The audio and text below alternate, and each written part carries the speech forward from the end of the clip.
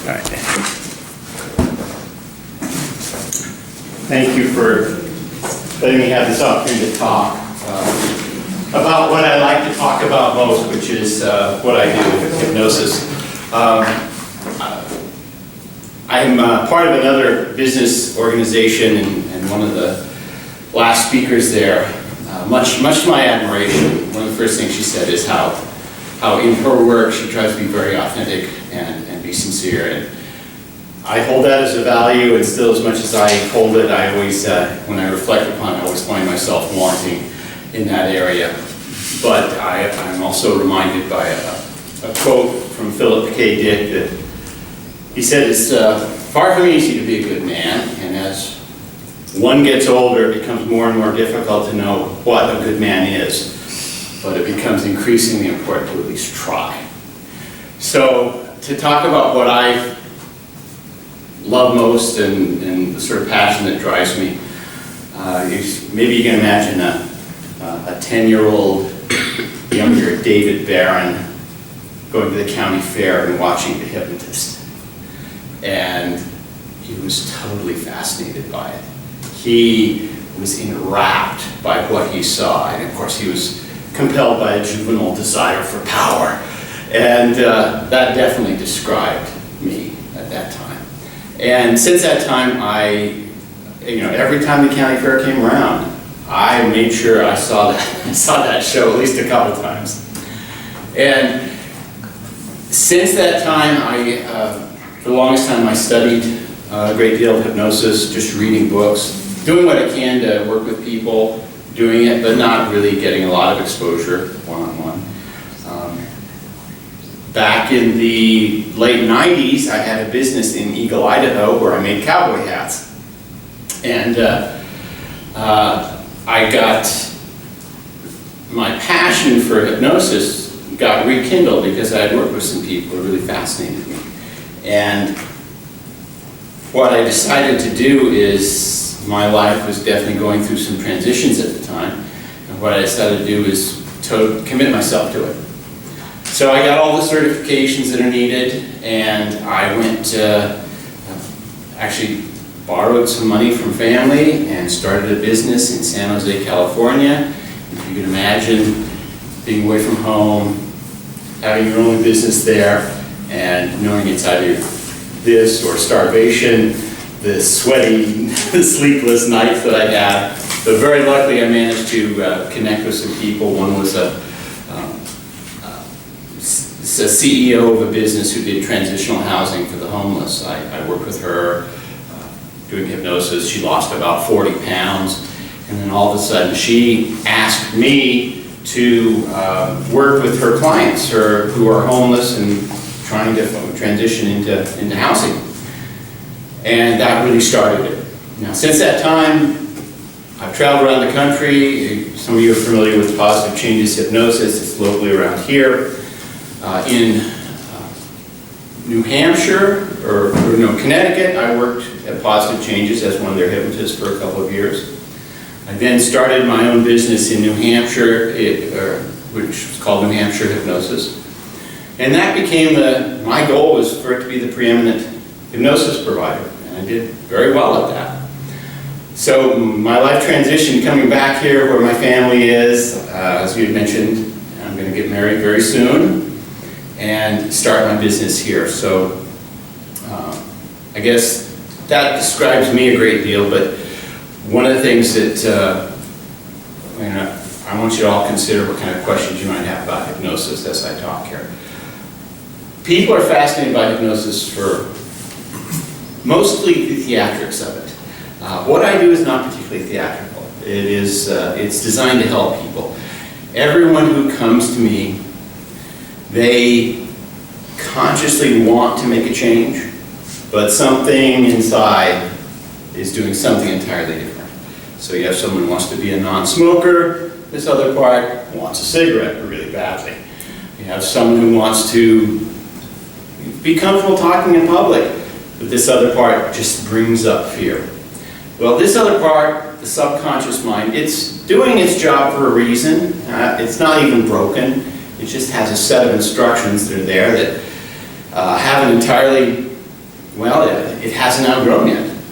My job is to talk to this part of the subconscious mind, give it a better set of instructions. When people think about,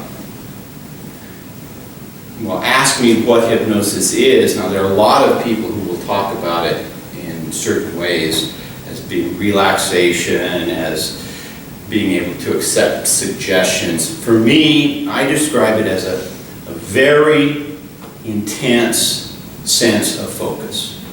So if you can imagine anything that you've been interested in, and perhaps if you're a fiction writer, you've been sitting there and you're writing and time just flies by, or you're doing a project, a creative project or something like that, and your attention focuses and you look up and the hour hand has moved and you don't even realize how long time has passed. So if you've ever had that sense of focus, imagine intensifying that 10, 12, 100 times and making it really pleasant.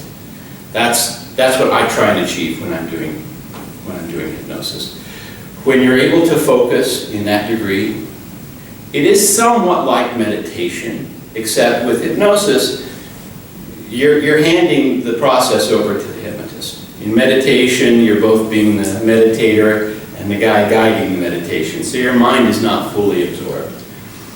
But in hypnosis, when I'm describing something to somebody, when I'm giving them instructions, there can and there usually is a point where as I describe something, it becomes real for them. It becomes something they are experiencing. This is something they're not familiar with. So if, talk about having the quality, the feeling that they want as a non-smoker, and then going through all the events of their life that trigger cigarettes, but this feeling is there and strong. That's something they couldn't do on their own without being guided to that. Or, for example, if they have habits of eating habits that they can't seem to overcome. 9 o'clock is a great time for ice cream at night. That's a popular one. But being able to change that so that time comes around and you don't want it, it's not interesting, and you feel great about that decision, that becomes so much more easier to bring about on a regular basis. And most of the people that I work with, I really only have to work with once, sometimes more. But what I do is I charge for the result. A lot of hypnotists will get a fee by the hour, by the session. They'll give you a program of sessions that they insist you show up on. But for me, the result is what you're there for. And a smoker, for example, I'll ask them to come with a craving for a cigarette. So, they'll be jonesing. I don't want them standing outside my office going like this. I don't want that. I want them coming in sort of craving a cigarette. And at the end of the session, I ask them to bring up that craving for a cigarette. And I actually insist that they try to want that cigarette. If I've done my job, and I tend to do really good at this, they can't even try to bring up the cigarette. They can remember having it. They remember how it used to feel like. But what they're feeling right now is so fulfilling, so positive, and the idea of going back to that other feeling, their craving, it's just ridiculous. On occasion, sometimes they do have to come back. We've all had an incident where someone yells at you and you decide to go back to an old habit. So sometimes that happens. In that case, again, they're paying for a result. There's no extra cost, so I work with them, I deal with them, and make sure that they get back on track with that. That's typically how I work. And I've been doing this since 1998. So I totaled up my hours and I quit totaling when I figured I reached 10,000 clinical hours of working with people. So I've got that behind me. I am open to questions here. Any sort of questions that you might have about the whole process of hypnosis? Yes? you see these kids at the fair where they kind of take over the kids and make them do stupid things. Mm-hmm. Is that what you do? I mean, do you like control their mind? Or? Well, like I said, that's very theatrical, and it is hypnosis. When they're with me, there's nothing theatrical about it. Their eyes are closed, and the most movement I usually get is a head nod when I'm working with them. But what's dramatic about what I'm doing is the stuff that's happening in their head. And you asked a question, am I controlling their mind? Well, I'm giving them instructions where to focus their attention. I guess that's a context you could say, I guess I'm controlling their mind, but the teachers and ministers and everyone else does that too. So I'm giving them instructions as to where to focus their attention and how to feel about it. The same thing happens in the theatrical version of hypnosis, but it goes in an entirely different direction. So I guess, does that answer your question? Yeah. All right, good. Anyone else? Yes. When you do hypnosis, if you're treating somebody for weight loss and somebody else for anxiety and somebody else for smoking, does it all take about the same amount of time, and how much time? Generally, it takes about the same amount of time. I put aside an hour per person. A good portion of that is just me talking to them, asking questions, understanding what the change is that they want. You know, they come to me and they say, I feel anxiety, and I'm going, okay, you feel anxiety, what do you want to feel? Well, I don't want to feel anxiety. Got it, what do you want to feel? Not anxious, I know. And so we have to narrow it down, what do you want? And they go, oh, well, then they come across, well, maybe peace of mind or satisfaction. So there's this elicitation process that we go through before the hypnosis. The process itself for everyone is usually about the same amount of time, 30 to 40 minutes. And I'm always doing testing and validating that they're in the experience where they need to be. And then when it's all over, I always test them. I say, okay, try to bring up that anxiety. What do you notice? If they did it well, they're fine. They can't, it's silly to go there. So yeah, usually it's about the same amount of time. And sometimes I'll have them, rarely, but I'll have them come back to just sort of reinforce what we did, depending on, again, what the initial conversation is like. Okay? Anyone else? Heather. Where do your sessions or appointments occur? Most of them I have an office. It's located in off Oregon Road near Depot Lane in Tranquility Bay Salon. I have an office there. But I've worked with people in their house. And again, it's something we have to negotiate in the phone call, depending on they're comfortable with. Okay. So what's your fee for? I charge $200 for an hour. for the result. For the result. Right. Okay. When I started doing hypnosis, I was, of course, fascinated by the theatrical things that happened with it because of my experience with the county fair. But when I realized that people can make changes and really have a much better experience, a much more positive life, that changed. And I realized, how can you make those changes so dramatically? And I have to admit, I was hesitant. I wasn't certain that dramatic changes like that could happen in that short a time and be that enduring.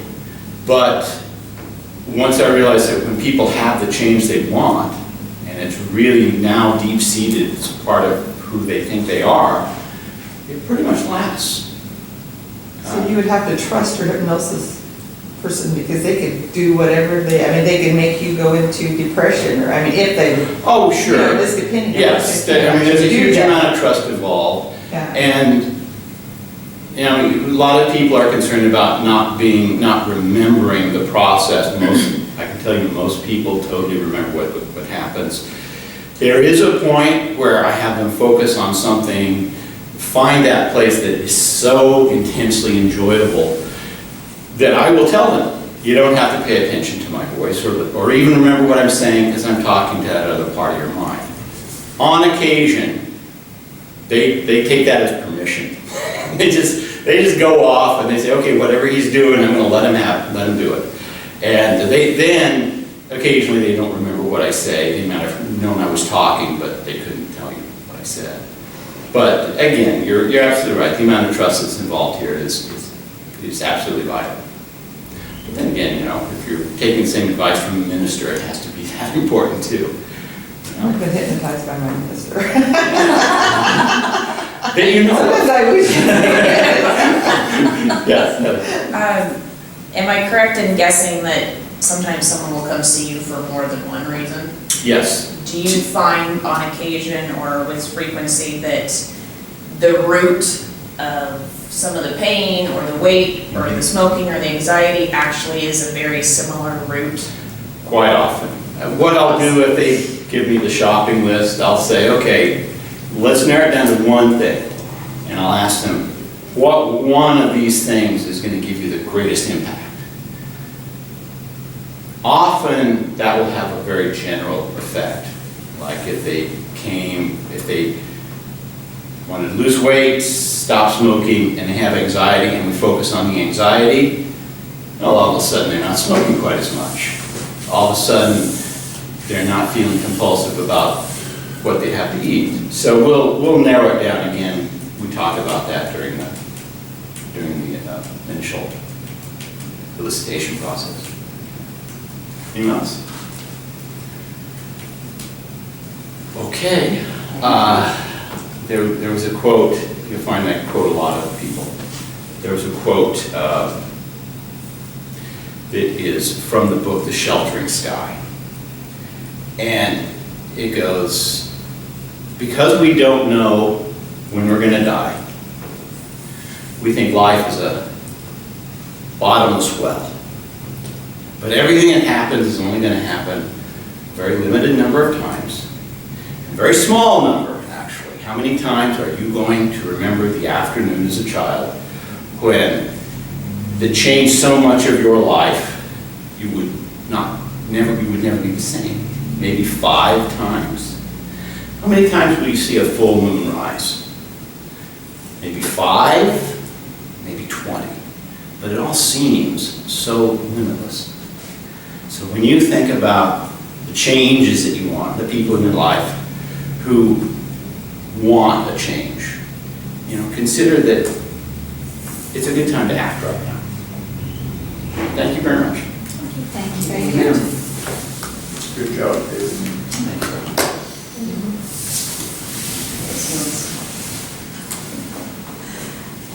Who would like to do a business overview for next?